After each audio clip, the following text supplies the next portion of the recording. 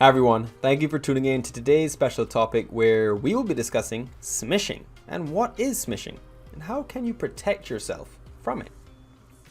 If you guys are new to our channel, please go ahead and check out some of our previously uploaded content where we discuss phishing, types of phishing, as well as the benefits of security awareness training. That'll give you a little bit more background as to what we're going to be discussing today. So phishing, well, what is phishing? Phishing is where a scammer uses emails to potentially gain access to your personal information, such as your credit card details or your social security number. Well, how does this relate to smishing?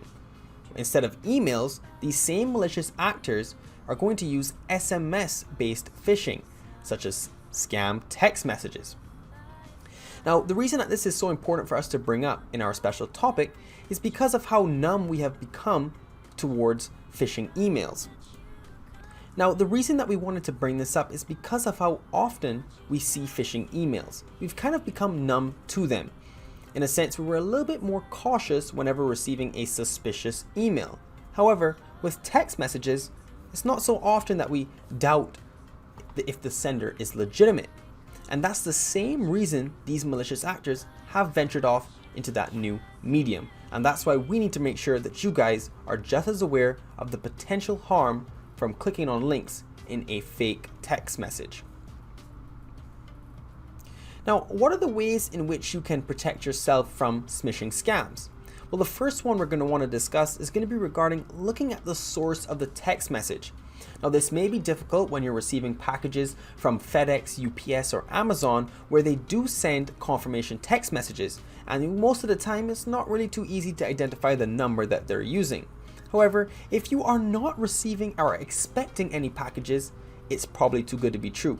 If you are and you notice that any weird links in that same text message, or when you click on the link, it really doesn't look like where it should be taking you, you're better off going directly to that supplier's website or that shipper's website, that being FedEx, UPS, or Amazon.com, and confirming the tracking information there. Now, the next thing we're going to want to discuss is just being suspicious. It's always safer to be more cautious when receiving any text messages from any unsaved numbers. So by doing so, you could potentially save yourself from a lot of harm. The next thing that's going to be quite possibly the most important is going to be regarding ignoring fraud alerts from your supposed bank account. Now, whether or not they have somehow selected the right bank for you, that being Wells Fargo, Chase, TD Bank, that does not mean that that is a legitimate text message. Your banks will not send you a text message regarding a fraud alert. And for that reason, clicking on any links in that fake text message that are asking you to sign in to a fake sign-in page, which we've seen a lot with phishing emails, where they send you a fake sign-in page to potentially an Office account or an Adobe account, you're going to want to ignore that and not click on any of those links. Alright, so the next one we're going to want to discuss is receiving suspicious text messages from people that are claiming to be someone you know, such as a family member, a spouse, or a coworker.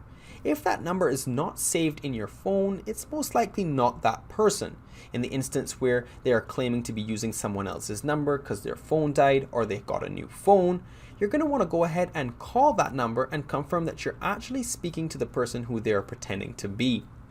Don't give any private information over a text message. It's not worth it. Don't send any credit card details. Don't send any social security numbers. It's never a good idea, even if you are speaking to that person. Now, we always say this, guys, if it is too good to be true, it is probably too good to be true. Things like free rewards, free gifts, most of the time are not legitimate. In this instance, there was actually a smishing scam going around where it was pretending to be a FedEx confirmation text. When you clicked on that link, it led you to a fake Amazon customer satisfactory survey where it pretended to give you a free gift as long as you paid for the shipping. Once you put in your credit card information, it was actually charging you almost $100 a month to send you this free gift. So make sure to be on the lookout for that. Anything that's free, anything that looks too good to be true, guess what, guys? It really is. And the last thing we're going to want to discuss is not installing or downloading any software that you receive via text message. If you are using a device that allows for third-party applications, you're going to want to stay away from that. It could potentially include malware that could give them full access to your phone, which can cause a lot more damage than simply clicking on a link. Well, that's about it for today's special topic about smishing. If you guys have ever experienced any interesting smishing attempts, please let us know in the comment section below. If you have any questions, you can also leave us a comment. Don't forget to like, comment, and subscribe to our channel so that you can get notified every single weekday when we go live between 12 and 5 p.m. Eastern Time. I appreciate everybody tuning in and hope you have a great rest of your day.